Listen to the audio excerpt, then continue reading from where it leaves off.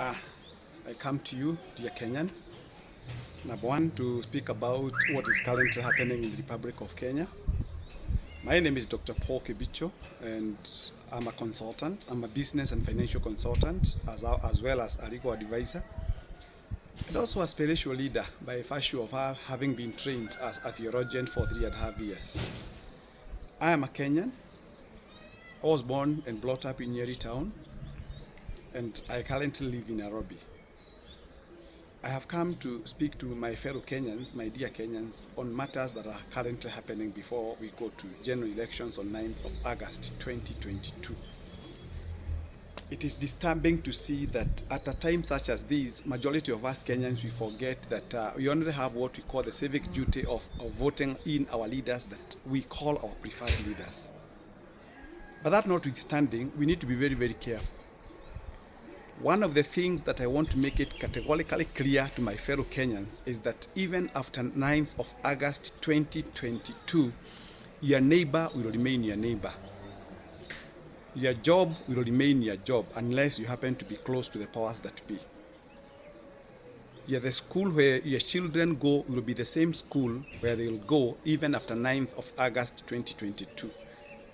If you have been a Christian, you remain a Christian. If you have been a Muslim, you remain a Muslim. If you have been a Buddha, you remain a Buddhist. So then the question comes, why are we allowing ourselves to be drawn into getting differences because of the current political situation? How many times have we voted in the Republic of Kenya? How many times have we participated in the Republic of Kenya to vote? We have been voting ever since Kenya became independent. And one of the things that I want to remind my fellow Kenyan is that even at this time, we still require to maintain our decorum. We still want to maintain our discipline. We still want to maintain our brotherhood, our sisterhood. Why? Because even after 9th of August 2022, we shall still remain the very people we have been. As a matter of fact, I want to remind you a very, very important episode that happened in the Republic of Kenya. In the year 2017, we had a lot of political issues.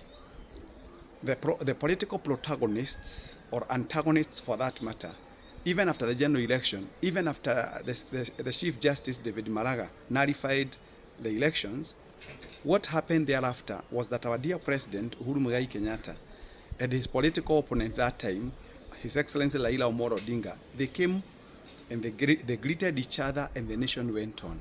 So if I had quarreled with my brother or my sister or my colleague because of Raila Odinga or because of Uhuru Muigai Kenyatta, they finally came together and they started working together. Who were the fools here? If I had quarreled with my brother because of the political inclinations or affiliations that we were in before we did the elections, who could have become a fool? Even in the current situation, as much as people are uttering words out there, I can tell you in the fullness of time, in the hour of need, the political opponents will come together and they form teams, they form coalitions. So if I will have fought my brother because of this particular general election, who will be the loser? So one of the things that I want to remind you, my brother, my sister, wherever you are, is that we must maintain peace.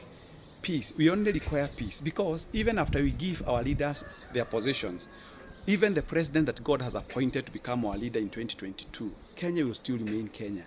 I will remain Dr. Paul Kibicho. Nothing will change as far as what I do, my side hustles are concerned. I'll still do what I do in order to bring food on the table for my family members.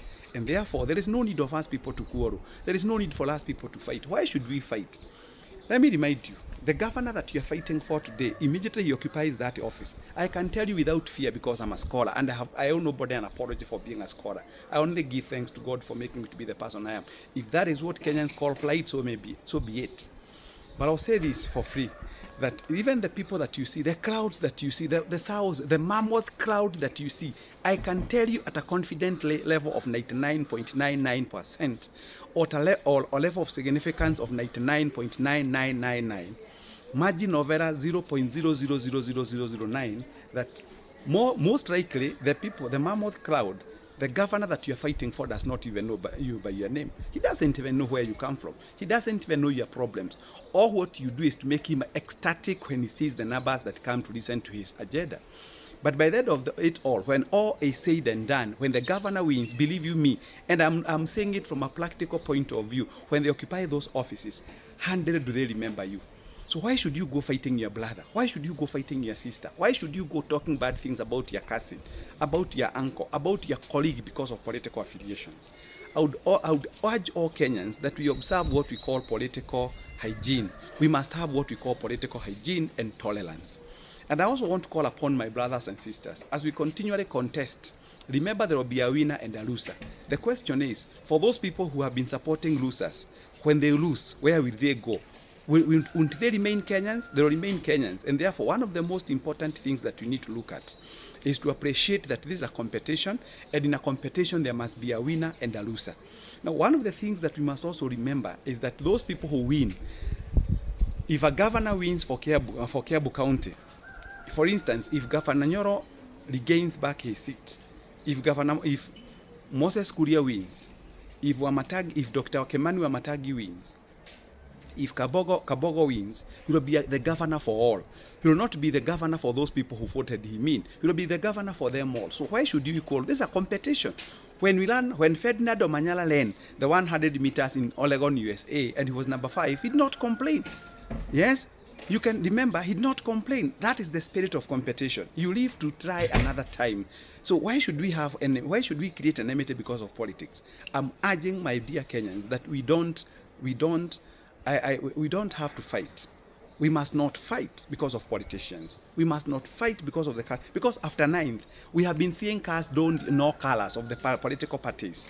We have had so many loudspeakers, but from 10th, or believe you me, from 7th of August, we shall have what we call silence. There will be no cars moving here and about. We shall not have what we call those big trucks with deafening sounds coming along in our estates and in our places. So we must be wise. We must vote wisely. Now, let me talk a little bit about politics, because I have seen that most of our scholars, they don't talk.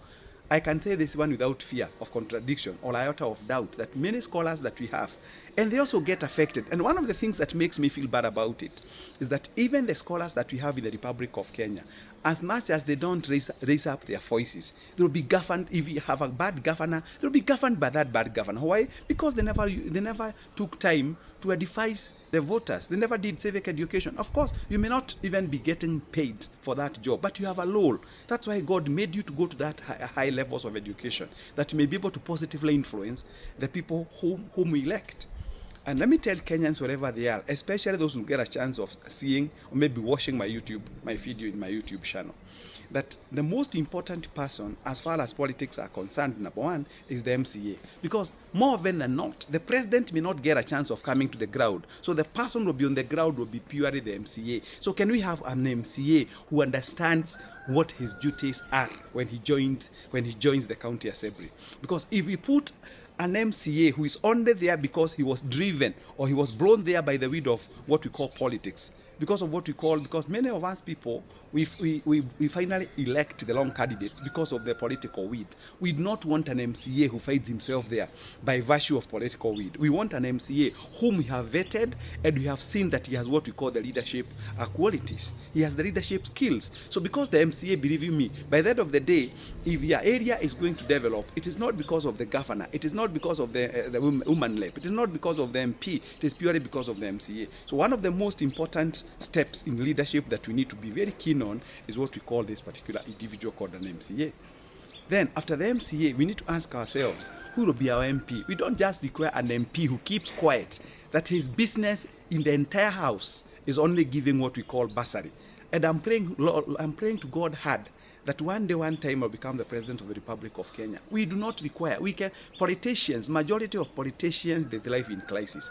We can eradicate this issue, this aspect of giving people bursaries for our children, because some MPs have found themselves in parliament because of becoming the best bursary givers.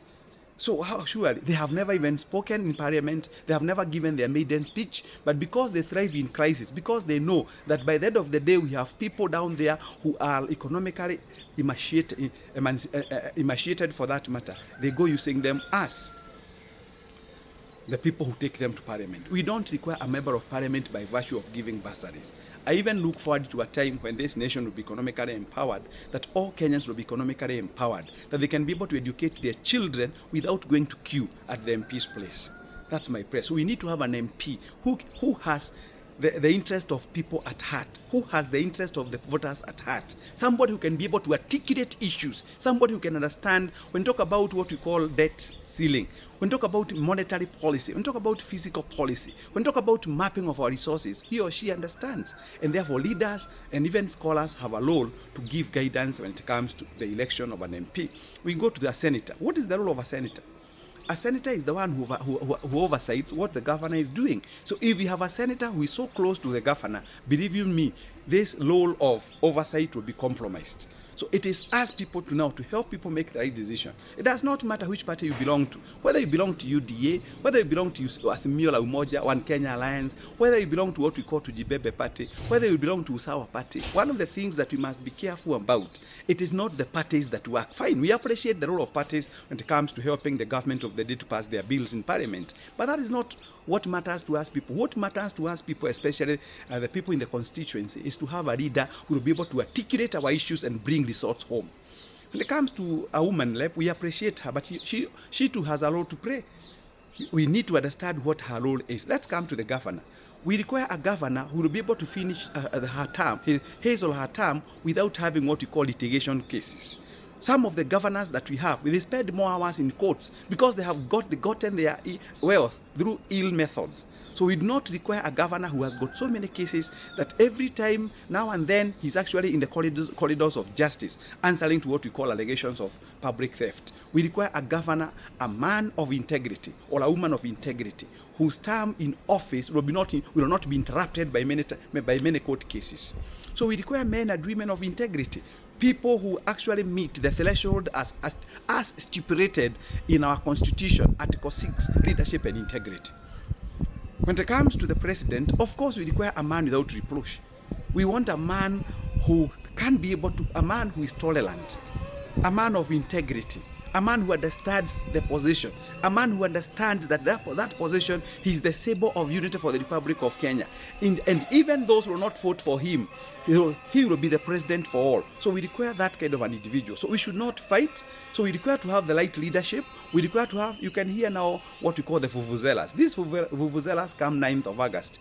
We shall not know, which everything happens for a season and for a reason. So we are now here looking for the leaders. I don't want people to continually complain that we have a bad president. Who voted him in?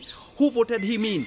We have a bad governor. Who voted him in or her in? We have a bad MP. We have a bad senator. We have a bad woman rep. We have a bad MCA. So it is incumbent upon, it behooves on us Kenyans to elect leaders who will be able to steer this nation to greater heights.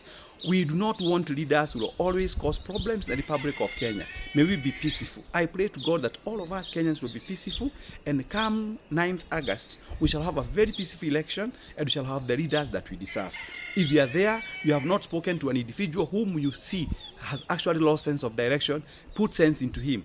Put sense into her, so that we may have the right leaders for this Republic of Kenya. Otherwise, I call upon all Kenyans to maintain peace. I call up all Kenyans to be men and women who can be counted in. And I want to have to call upon all Kenyans to maintain peace and tranquility. Just go and vote, go back home. Do not exchange words with your colleagues. Do not go saying whom you prefer. Just go and vote. Voting is a sacred exercise. So even if you don't like a certain candidate, just keep it to yourself. Wait for the voting day. Go and vote the candidate you believe in. But voting the candidate will be able to give you what you call the much needed development within your region. Otherwise, with those few remarks, may God bless you. I call upon all Kenyans to maintain peace. Let's vote peacefully, and let us remember that we only have one Kenya. We do not have two Kenya. We only have one Kenya. We need peace. Remember the leaders that you are voting in. Fine, as much as they are going there to work for you, the number one priority is their family members. They educate their children in the most expensive schools when your child goes to government primary school. So as you put that leader, remember that you are actually putting your 5 years in the altar of a leader who should define your destiny when it comes to what we call delivery of services. So I wish you God's blessings. I wish the best candidates, the candidates all the best. May the best team win, but we shall remain united. When it comes to the presidential candidates, I want to talk about Raila Odinga for 1 minute. Raila Odinga is a Kenyan. So even if he wins, he remains a president for all of us. He's a Kenyan. He does not come from a neighboring countries. He's a Kenyan. If Ruto wins, Ruto is our brother. Ruto is our deputy president. Ruto is a Kenyan. If he wins, we wish him well and may be able to discharge his duties without discrimination. If Professor Wajackoyah wins, he's a Kenyan. He's a Kenyan and he has the right to fight for that particular position. So if he wins, we respect him as such, but he must deliver for the Republic of Kenya.